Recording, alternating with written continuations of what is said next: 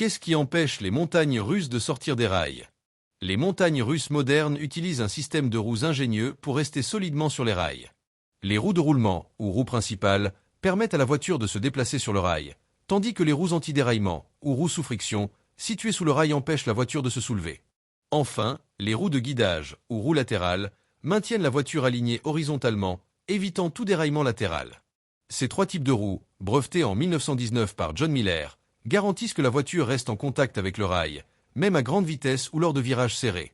Comment les systèmes de retenue assurent-ils la sécurité des passagers tout au long du trajet? Les systèmes de retenue ont évolué pour garantir la sécurité des passagers, même lors des manœuvres les plus extrêmes. Les premières montagnes russes utilisaient des barres de sécurité à cliquet, qui se verrouillaient grâce à une série K à l'aide d'un pion interagissant avec des dents d'engrenage, empêchant la barre de remonter. Pour plus de sécurité, un second pion était souvent ajouté comme sauvegarde. À la fin du trajet, un mécanisme sur la piste ou une intervention manuelle de l'opérateur libère les pions. Sur les montagnes russes modernes, les harnais hydrauliques sur l'épaule sont courants, surtout pour les attractions avec des inversions.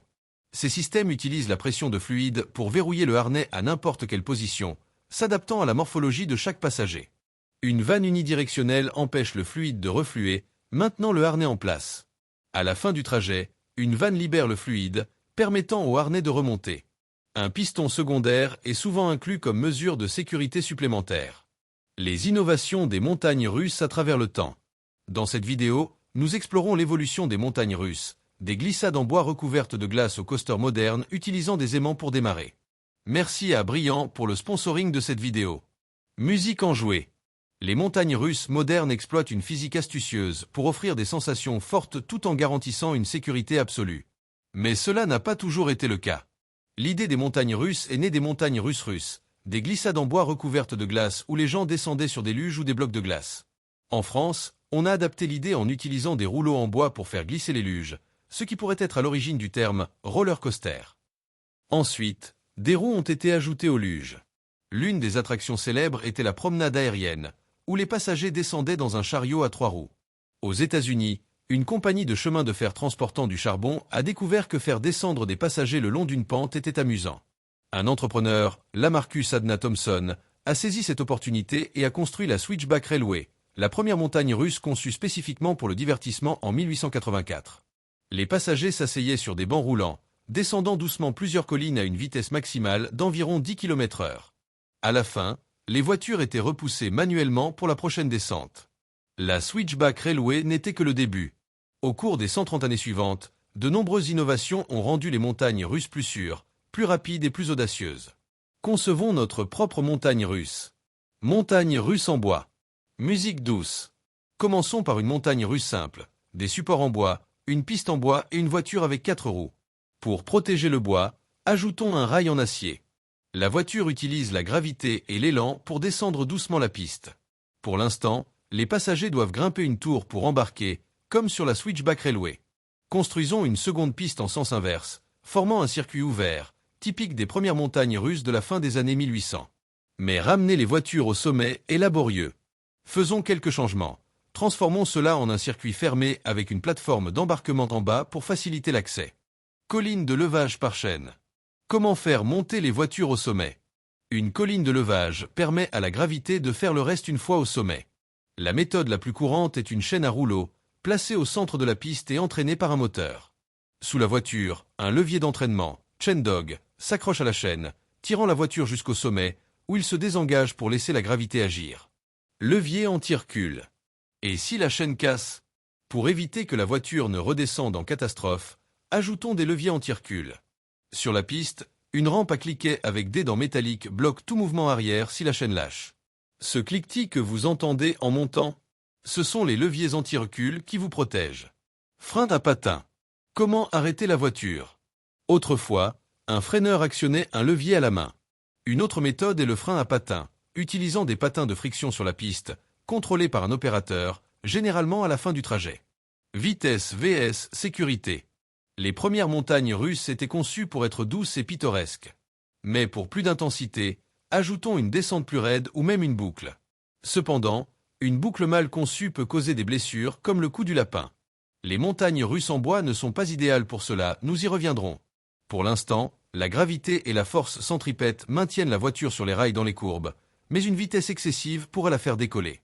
Soyons prudents. Amélioration des roues.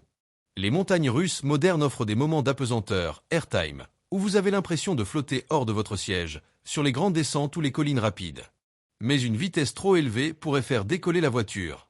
Améliorons notre voiture. En plus des roues de roulement, ajoutons des roues anti-déraillement, sous le rail, pour empêcher la voiture de se soulever, et des roues de guidage, latérales, pour la diriger. Ces innovations, brevetées par John Miller en 1919, permettent des descentes plus hautes, des vitesses plus rapides et des virages plus serrés. Barre de sécurité à verrouillage. Maintenant que la voiture reste sur les rails, assurons-nous que les passagers restent en place. Ajoutons une barre de sécurité à cliquet. En la descendant, un pion s'enclenche dans des dents d'engrenage, verrouillant la barre. Un second pion sert de sauvegarde. À la fin, un mécanisme sur la piste où l'opérateur libère les pions. Attelage. Ajoutons plus de sièges et plusieurs voitures pour accueillir plus de passagers. Avec des pistes plus complexes, les voitures doivent être flexibles. Utilisons des joints universels pour permettre des mouvements dans toutes les directions. Chaque voiture a 2 joints, formant un attelage. Montagne russe en acier. Passons à une montagne russe en acier, pour les rails et les supports. Cela permet des conceptions plus complexes. Remplaçons les rails plats par des rails tubulaires, comme sur les Matterhorn bobsled à Disneyland en 1959. Ces rails sont plus lisses et peuvent être courbés de multiples façons, permettant des designs ambitieux avec des supports plus robustes. Freins à ailerons.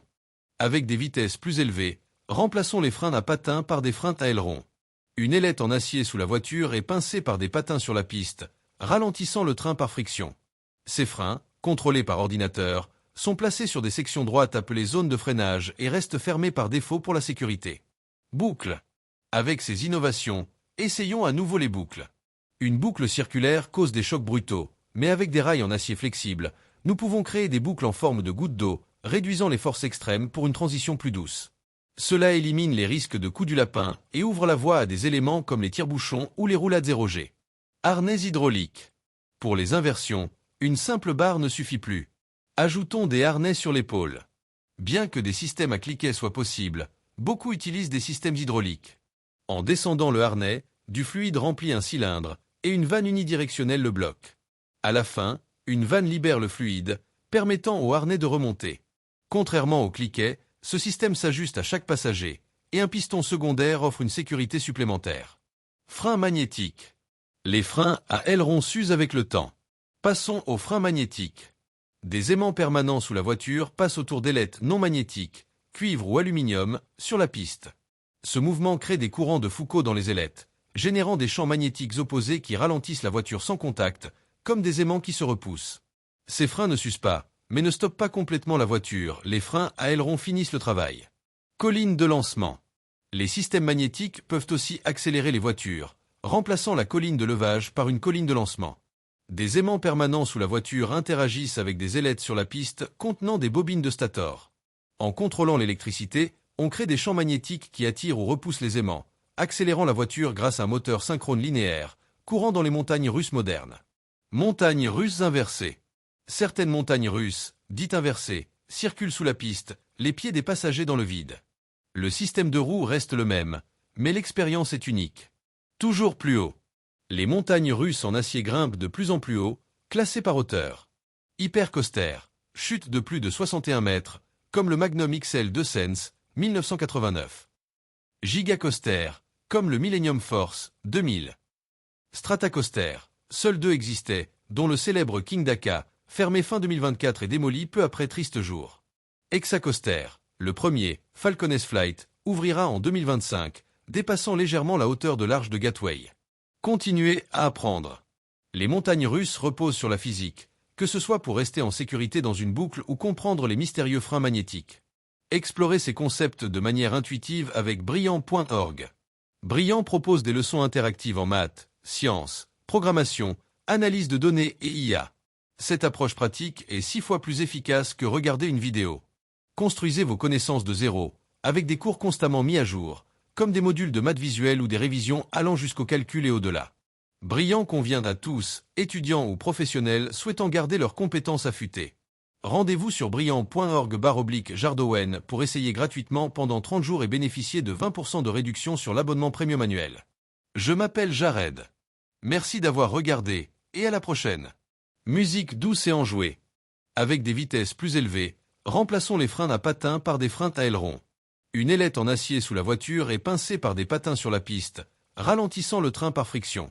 Ces freins, contrôlés par ordinateur, sont placés sur des sections droites appelées zones de freinage et restent fermés par défaut pour la sécurité. Boucle. Avec ces innovations, essayons à nouveau les boucles. Une boucle circulaire cause des chocs brutaux, mais avec des rails en acier flexible, nous pouvons créer des boucles en forme de gouttes d'eau, réduisant les forces extrêmes pour une transition plus douce. Cela élimine les risques de coup du lapin et ouvre la voie à des éléments comme les tire-bouchons ou les roulades 0G. Harnais hydraulique. Pour les inversions, une simple barre ne suffit plus. Ajoutons des harnais sur l'épaule. Bien que des systèmes à cliquet soient possibles, beaucoup utilisent des systèmes hydrauliques. En descendant le harnais, du fluide remplit un cylindre, et une vanne unidirectionnelle le bloque. À la fin, une vanne libère le fluide, permettant au harnais de remonter. Contrairement au cliquet, ce système s'ajuste à chaque passager, et un piston secondaire offre une sécurité supplémentaire. Frein magnétique. Les freins à ailerons s'usent avec le temps. Passons aux freins magnétiques. Des aimants permanents sous la voiture passent autour d'ailettes non magnétiques, cuivre ou aluminium, sur la piste. Ce mouvement crée des courants de Foucault dans les ailettes, générant des champs magnétiques opposés qui ralentissent la voiture sans contact, comme des aimants qui se repoussent. Ces freins ne s'usent pas, mais ne stoppent pas complètement la voiture, les freins à ailerons finissent le travail. Colline de lancement. Les systèmes magnétiques peuvent aussi accélérer les voitures, remplaçant la colline de levage par une colline de lancement. Des aimants permanents sous la voiture interagissent avec des ailettes sur la piste contenant des bobines de stator. En contrôlant l'électricité, on crée des champs magnétiques qui attirent ou repoussent les aimants, accélérant la voiture grâce à un moteur synchrone linéaire, courant dans les montagnes russes modernes. Montagnes russes inversées.